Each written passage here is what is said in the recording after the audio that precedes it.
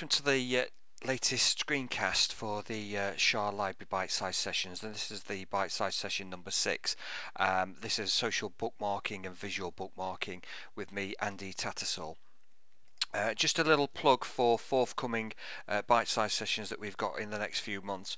The next one is in a week's time, which is Echo 360, which is with Graham McIlerney, and that'll be in the Eric Wilkes room. And as you can see, we've also got other interesting things coming up: wikis, electronic voting system, use the social web to promote your work, symposium and screencasting, all of which will be held either in the Eric Wilkes room or in the Pemberton Lecture Theatre here in Regent Court, ScHARR. So anyway, moving on to this session, the benefits of social bookmarking and visual bookmarking. Why should you social bookmark? Well, you should social bookmark. Basically what social bookmarking is, it allows you to kind of save your favorites, the kind of things that you used to save off your Internet Explorer favorites and bookmarks, but it allows you to save them on the web.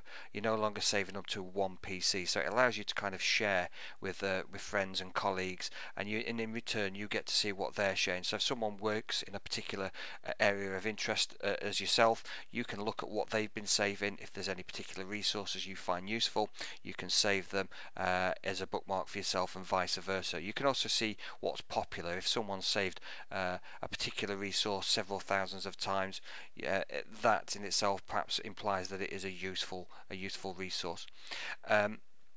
You can save these with tags. Now, tags are terms such as keywords that you use to identify the actual resource that you've saved. It allows you to search within your collection of bookmarks. So you can have multiple tags for one bookmark, and it allows you to filter in the same way that you can do this with emails now, and reference management software. You can do this with bookmarks. It allows you to access these resources anywhere. It allows you to access your bookmarks at any PC. You just need your username and login and an internet connection. So you're no longer tied to having your bookmarks on one PC. If you access several PCs, if you access a laptop, even a smartphone, you can access your bookmarks anywhere. Certain tools such as Delicious now have an iPhone app, so Digo the same. So it makes it that you're truly mobile.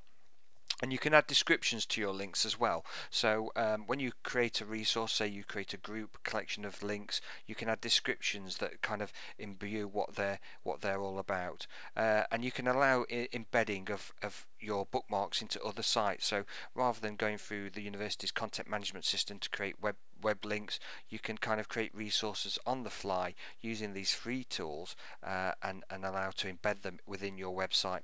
And you can create such things as word tags as your clouds, and I'll show you one of those later. So it's all about tagging when you social bookmark. It's about giving sort of like identifying terms that explain why you've saved something and where it should exist. It allows kind of cross-searching, and it's all part of something called a folksonomy. And a folksonomy is basically, it's a classification system structured around collaboratively creating and managing tags to categorize content. So as the group kind of come together and save bookmarks as one, you find that a structured vocabulary appears, that when you save a bookmark, you may find that there's already suggested tags that you can add to it because somebody else has already saved this bookmark in their collection. So the more users add this, the more value there is. So what is the alternative to the traditional bookmarking systems that we've used with, such as Internet Explorer and Firefox? I mean, these are still useful. You can still use them to keep the odd bookmark here and there if you so wish, but what about building repositories for group work, for organisations, for projects, even for yourself? What are the alternatives? Well, the university has two ways to allow you to bookmark through two resources they've got around. They've got uSpace, which allows bookmarking, so you can do this as a group, you can do it for yourself. I don't actually particularly use the bookmarks in uSpace, I use other tools to bookmark, but it is there. It is, if you create a group for a project, you've got the option of creating bookmarks within there.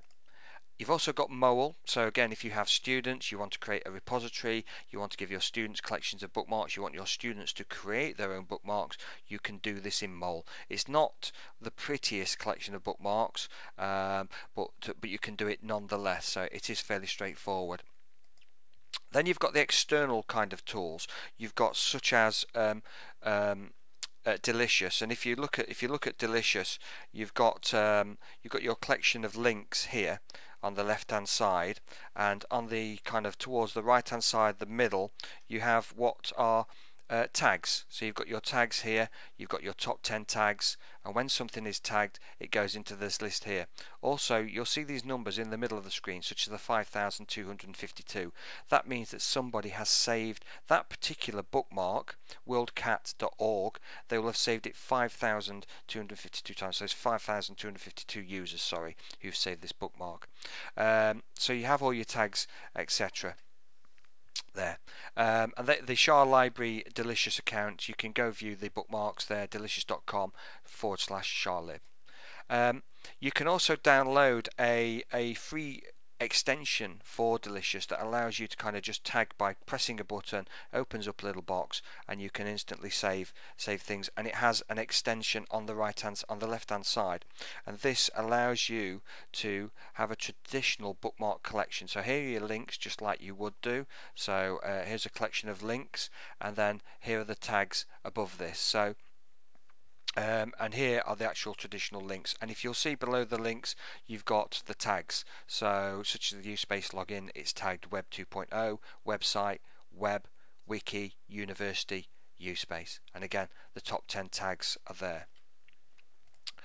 You can save your tags also, you can view tags differently. So here is a word cloud of tags. So you can see what's the most popular tags that we've saved for ScHARR Library. So here Web 2.0, database, information, library, research, all important tags, all key. We've used them quite a bit more than others, so you can see how it works.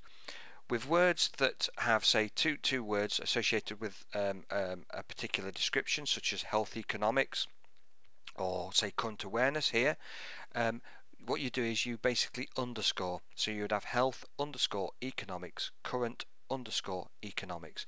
That allows you to keep those two words together. They mean something. If you had current space awareness, you'd end up with two words, current and awareness. They don't mean anything particularly to ScHARR Library, but current awareness together does. So what is it, an alternative to CMS? And I think it is, because if you look at such as this web page here, University of Sheffield web page, this is a collection of links, and this is only probably a third of the links. That's an awful lot of content management work. It's not very straightforward to kind of put links on, whereas you can actually have an alternative like this. Now here's a ScHARR Library collection of links, and below, I just did this morning, it only took literally 10 minutes. Here is embedded all our actual tags for our collection of links, and if you were to click on any of those, it would actually take you to that collection of particular links that are termed with those tags, so it filters it for you. You can also embed it as a traditional list, so it will actually give you the full list of items as well. It's very quick and simple. It's a lot easier than going through the content management system. And you can also find out who's saving who. So here's the ScHARR Library blog, and the ScHARR Library blog has 9 people who've saved the ScHARR Library blog as a bookmark, one of which being Claire Beecroft from ScHARR Library, but there are 8 other people here who've saved it. Now, some of which haven't tagged. They perhaps don't understand the idea of saving social bookmarks, perhaps they just don't want to, but for some people they've tagged it correctly. Here we have blog, ScHARR, blogs. Down here we've got blog, library, health, evidence, EBL, which is evidence-based librarianship, evidence-based, and Sheffield. So somebody has tagged it correctly. But it also allows you to embed your links. This is the ScHARR Library blog, and in here we've been able to embed our Pearl Trees collection of bookmarks, and I'll show you that briefly in a moment. We've been able to embed it. It fully works. You can access all this. It all does everything within our blog, so we've been able to take those bookmarks and embed them somewhere else. We're also able to kind of take the bookmarks as a feed. So if you look down here in the bottom right hand corner, these are the ScHARR Library Delicious bookmarks, and whenever any new bookmarks are added to the ScHARR Library bookmark list, it automatically appears here, which is the ScHARR Library portal. So you've created one resource one place and it updates in another. It's no longer just based on a website. So when you create a Delicious account, your links can be put in several different places. You can use such other tools such as SpeedTile, which is a visual social bookmarking tool. It's very, very good, and the benefits of this is it's very good for creating a resource that you can share online. Here's the speed tile collection here. The link is down here in the bottom right hand corner for ScHARR. This was just created for a particular course that one of my colleagues ran, and all these links are live. You can actually see a screenshot of every website. If there was no screenshot there, the website is probably down. So it's a good way of keeping your links live, and also a nice way of kind of sharing your links visually. And I'll just zoom in so you can actually see sort of like some of these links. So here they are. So you can see little screenshots of all the websites. It's very, very, very visual, and it's very simple to use as well, and it's shareable. Here's Pearltree. If you go to this little URL in the bottom right hand corner, this is the social bookmarks for ScHARR Library's Iris session, which is something that we use to support our master's students. And this is my little session called Share, and in here there's all these little pearls, and all these pearls open up into other pearls, and they're all bookmarks. It's a visual way of sharing. I'm able to embed that into our blog, and potentially can embed it into many other places. It's very useful. Here you can see how it extends. Here's a bookmark sharing one that extends out to various things. So you can see the benefits of this. Here it is on the actual web page, and if I zoom in, you can see how this is extended out. This is social networks, so you can see that there's a few social networks here. But on top of that, you can kind of see the feedback on particular things. So at this moment, I've highlighted in the bottom right-hand corner, I've highlighted the Facebook one, and you can see what people on Pearltrees have been saying about Facebook. So it's very, very interesting. You can also kind of see what other people in Pearltrees have been doing. There's also like a social kind of stream of what people have been doing, what particular links they've been saving that are similar to yours, and what they've been saying about it on the right hand side. There's also the ability to create other kinds of resources. You've got things like you've got Digo.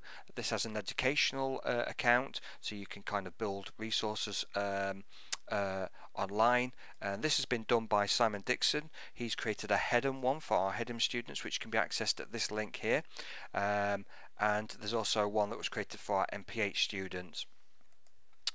With the Headham one, you can see here that Simon adds links here. It shows you who's added it, Simon, and he also can comment. So he's added a link here on this particular regulating pharmaceuticals in Europe, and you can actually see what Simon has actually said about this particular link. And again, there's more links down here. In the bottom right hand corner, you can see that Simon has also tagged, so he has his own tags, very much like Delicious. Above that, he's got most active members, so he has 9 members at the moment who are updating links there, and you can also see how many items he's got. 51 items, 9 members, and it's public, so anyone can view this particular collection of links. And again, for such as things like heads, it's another way of getting out there externally to their websites, another presence that allows people to find heads. So it's a useful tool. Kind of tips, really, just make sure you can relate to the tags that you use. Just make sure you understand why you're tagging something the way you are, and just look at what others are, bookmarking similar to you. Just see if there's anything that you would find particularly useful and take it, and just use as many tags as you want for each bookmark. Don't be tied to just kind of one tag. If you want to tag something 5 or 6 times, do so. Where possible, with such as Digo and Delicious, download the toolbars and extensions. It will make life a lot easier, especially if you're using things like Firefox.